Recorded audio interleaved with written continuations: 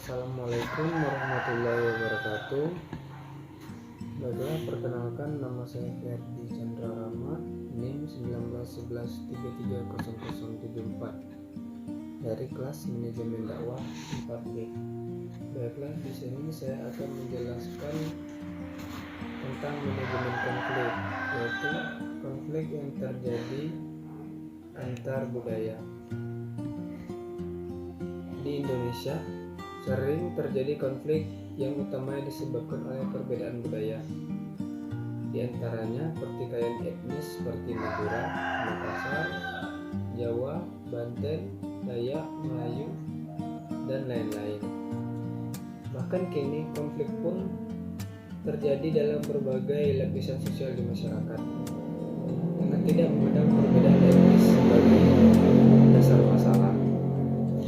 Masalah yang kini muncul adalah adanya kecenderungan berbagai pihak memandang budaya yang tercermin dalam tradisi suatu kelompok dianggap lebih baik dibandingkan dengan tradisi kelompok lainnya, yang bisa menimbulkan etnosentrisme kelompok.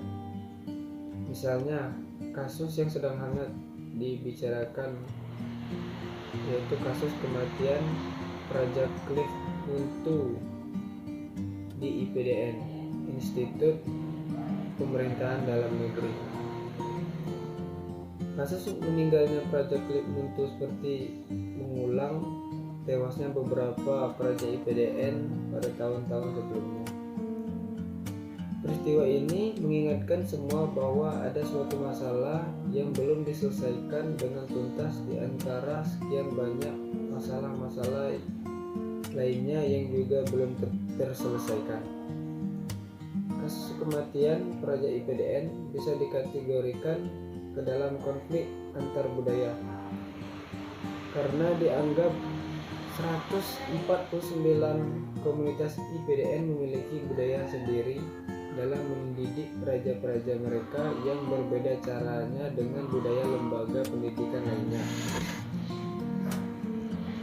Sebuah lembaga pendidikan yang dibangun untuk menciptakan tenaga pemerintahan yang profesional, sebaliknya malah dijadikan sebagai arena untuk menciptakan dan memelihara tradisi kekerasan. Misalnya, tradisi yang diberi nama Wahana Bina Praja disebut-sebut sebagai salah satu wahana pelihara kekerasan di antara lembaga tersebut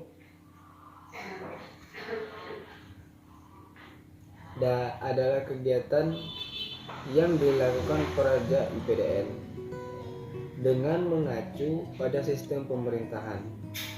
Di sana ada gubernur, wali kota, bupati, hingga kepala desa. Mereka biasanya bertanggung jawab terhadap kelompok sesuai hierarkinya, sedangkan mereka yang tidak termasuk dalam struktur pemerintahan dianggap masyarakat biasa.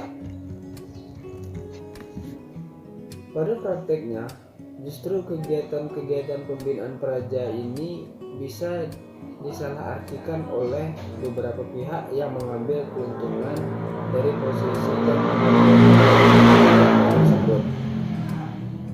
Misalnya, menerapkan tradisi-tradisi mensyaratkan junior harus patuh pada senior, layaknya sebuah institusi militer, dan menjadikan praja junior sebagai pihak yang diperlakukan sebagaimana atasan memperlakukan bawahan, dengan semena-mena seperti praja junior menjadi korban pukulan dan tendangan seniornya.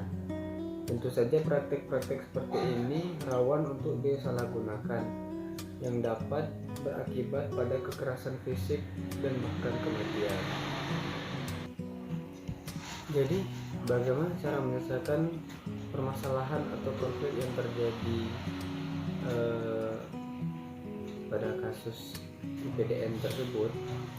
Ada beberapa opsi alternatif untuk menyelesaikan konflik tersebut. Yang pertama adalah melakukan pembubaran pada institut pemerintahan dalam negeri tersebut karena telah menyalahgunakan aturan atau menyalahi aturan-aturan yang semestinya hingga terjadinya kasus-kasus kekerasan tersebut.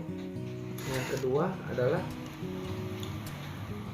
tetap adanya IPDN ini, namun perlu adanya perubahan mendasar dari sistem yang berada saat ini, mulai dari rekrutmen, pola asuh, administrasi, kontrol operasional, serta perhatian dari pemerintah agar kedepannya IPDN bisa menjadi institusi yang jauh dari kekerasan dan sesuai dengan apa yang diharapkan oleh pemerintah.